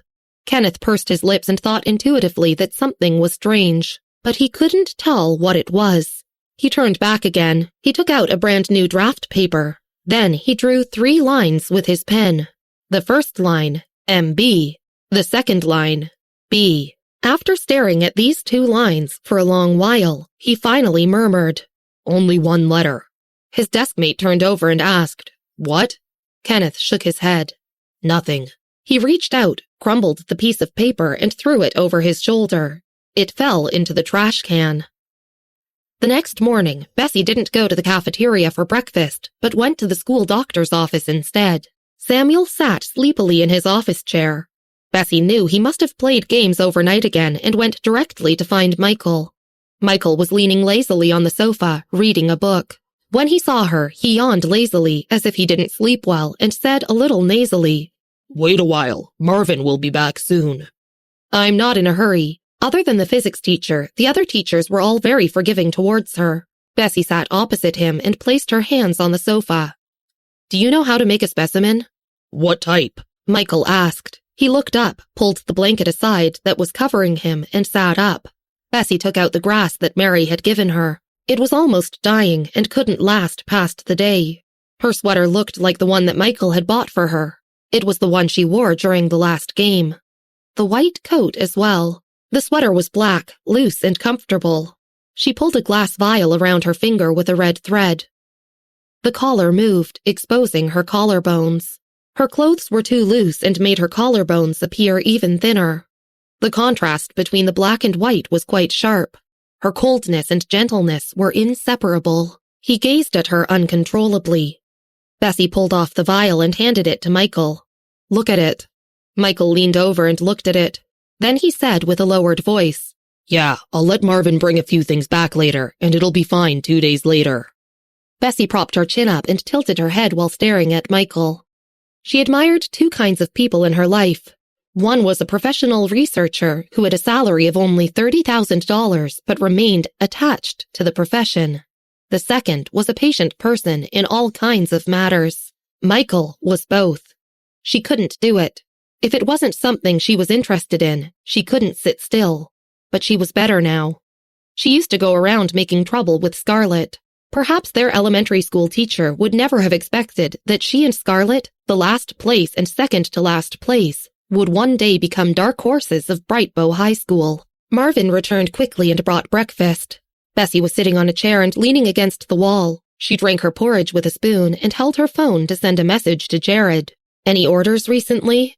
It was rare to see Bessy so motivated. Jared was afraid that she would regret it, so he sent a 2-page list within a second. Bessy opened the file and turned it over. Marvin brought her a glass of milk and saw Bessy staring intensely at a pile of the alien script. He asked curiously, "Bessy, what's this?" "Sherlock Holmes code," Bessy replied. She took a sip of porridge. This was a special translation code for 129, which could only be understood by those who had read the code before. Bessy wasn't afraid that Marvin would recognize it. Marvin glanced at Bessy quietly. After turning over the 2 pages, Bessy didn't find a list that she wanted, so she deleted it directly and sent another message. "Are there any other lists?" Instead of sending a reply message, Jared made a direct video call. His caller ID was C, so Bessy wasn't afraid that anyone would recognize him. Bessy hung up expressionlessly. Samuel yawned and went over to where the other 2 were sitting. When he saw Bessy, he paused, and his yawn stopped halfway. He thought of how Bessy knew Toby. He wanted to grab Bessy and ask her several questions, but since Michael was present, he didn't dare do that. After breakfast, Bessy returned to English class. Michael also went back inside, laid down on the sofa, and asked Marvin to buy something. Michael was more interested in thinking. From college to now, he changed 100 kinds of occupations. Marvin turned to leave and saw the glass bottle in Michael's hands out of the corner of his eyes. He paused and said, "Michael, this is—" Michael's hand directly blocked Marvin's line of sight. He glared at Marvin and asked pointedly, "What are you looking at?" Marvin was speechless. "Oh, nothing," he answered. Perhaps he mistakenly understood it belonged to Bessy. Bessy arrived at the English class. She found it as lively as ever. A group of people gathered around Wendy to watch as she played using Mary's account. If Mrs. Lewis were to pass by, she would surely frown and think that the learning atmosphere of the English class wasn't enough. Paul was half lying on the desk, and his phone displayed a Twitter page. After a long while, he looked in Bessy's direction and then sent a Twitter message to his friends. "You're playing without me. Tisk." He sent a picture of a lemon. After posting this, a dozen comments and likes appeared. Paul was too lazy to return comments, so he just returned to the Twitter interface. He sat sideways in his seat, his long legs in the aisle, and his hand supporting his head. Kenneth brought another set of papers from the physics teacher to the class. He handed one to Bessy and saw that she was lying on the desk. She had removed the jacket to cover her head. Her headphone cable peeked out vaguely, and he didn't know if she was asleep or not. Her cell phone was on the table. It seemed like someone was video calling her, because her screen kept lighting up, but she didn't pay any attention to it. Everyone was standing close to her. Kenneth paused. In the past, he would have directly put Bessy's paper on her head, since he was the kind of person who didn't care about someone else's thoughts. Paul was right. The only person he cared about in school was Anne. He lowered his eyes and, after thinking for a while, placed the 2 papers on Mary's table. After handing out the papers, Paul continued to scan his Twitter page. Kenneth pulled out his seat casually and looked around. His hand tightened on it. He pulled Paul's cell phone directly to him. Paul was still on the Twitter page. He was looking intently at the Twitter post by Toby that mentioned BM. Episode 110. Bessy used her right hand. Paul froze in his stance, looked up and asked, "Kenny?" Kenneth didn't answer and just looked down at the phone. He stared at Toby's Twitter for a while and then clicked directly on the comments. His eyes swept the list of comments until he came to one that caught his eye. Am I the only one waiting for them to give us the news of who BM is? Is there someone in the world with a hand speed faster than sun gods? Toby's Twitter post attracted the attention of many people, both inside and outside of the industry. Everyone wanted to know who BM was. Nobody believed that Toby supported an unimportant person. In this information age, the network was formidable and the net zines were magical. However, they had to face defeat after encountering the account of BM. They couldn't find a single piece of information about this person. "I'm guessing this person is a professional. I've asked my computer doctoral friend from Harvard University to find BM's ID, and he said there was nothing." Same. Someone attacked my computer when I tried to search, and I couldn't afford to provoke it. Everyone was speechless. After Kenneth finished scanning the comments, he was expressionless and tapped the phone with his slender and clean fingertips. He followed Toby's post to BM's profile and saw that it was a small account with 590,000 followers and 0 posts. He pursed his lips and said nothing. If he had seen Toby's Twitter the day before, Kenneth wouldn't have thought much about it. But Bessy had logged into BM's account last night.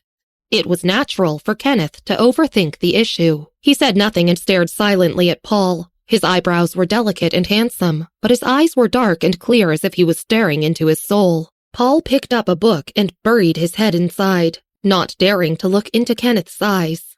Kenneth nodded and returned the phone to Paul. Then he turned back silently. Paul looked over from the back. Kenneth wasn't doing his homework, but was drawing something on paper with his head lowered. During class, Mr. Scott put his hands behind his back and sauntered into the room. The English class had been sitting together and playing games. When they saw him, they dispersed immediately and went back to their seats. Mr. Scott smiled and didn't scold the students. His eyes swept across Paul, Bessy, and Kenneth. Then he stopped to look at Wendy. He went over, knocked on her table, and beckoned her to follow. Once they entered the office, Mr. Scott asked, "What happened last night?" This matter wasn't a secret, so Wendy just told him. After that, she paused and added, "Science class picked the fight first." Mr. Scott nodded and said, "Yes, it's important to play, but your studies are important too." He then let Wendy return to class. He wasn't harsh and didn't criticize them at all. Mrs. Lewis got up from the office chair. Her high heels clicked on the floor as she went. "Mr. Scott, the students in your class slandered a student in our class on the school forum and even organized a large-scale game. They're already in the 3rd grade. Why aren't you criticizing them? What else should I have done?" Mr. Scott's chubby face looked completely puzzled. "Didn't you hear? Your class was the one who brought the computers over, and your class picked the first fight, so how could I criticize them? Even if you don't care about them, think about their studies." Mr. Scott didn't let her finish before laughing. He sat down slowly in his seat and unscrewed his thermos before taking a sip. "Paul, Bessy, and Kenneth were the masterminds. If you think it bothered your class, you can speak to them." Mrs. Lewis didn't say a word. She wouldn't dare to provoke even half of them, let alone those 3. She suppressed her anger and went back to her seat. When she passed by the physics teacher, she saw Bessy's paper in his hand and saw that it was still empty. Mrs. Lewis felt a little better inside. Mr. Scott ignored Mrs. Lewis. He picked up the note from Bessy, who requested a day off, and squinted at it slightly. In the morning, Jared sent Bessy a slew of voice messages relentlessly. Bessy turned on the mute function and turned off the vibration function, ignoring him. She read through the list Jared sent to her. Many people ordered from 129, but 129 didn't accept many orders every month. Jared had given Bessy the screened list, but after looking through it, Bessy didn't find what she wanted. The last class ended. Bessy waited for her classmates to leave before walking slowly towards the school doctor's office. Jared's voice messages continued coming. Bessy put on her headphones, clicked on the connect button, and tucked her phone into her pocket. It was windy outside, so she put on her hat. She pulled the zipper of her coat to the top to cover up her chin. When she entered Evanston, Jared looked through the candidates on the computer and said faintly, "Bessy, have you forgotten something?" Bessy pulled her collar from over her nose and asked, "What?" "The test questions for the new members this year." Jared took out a cigarette from his pocket and chuckled. "Don't tell me you forgot."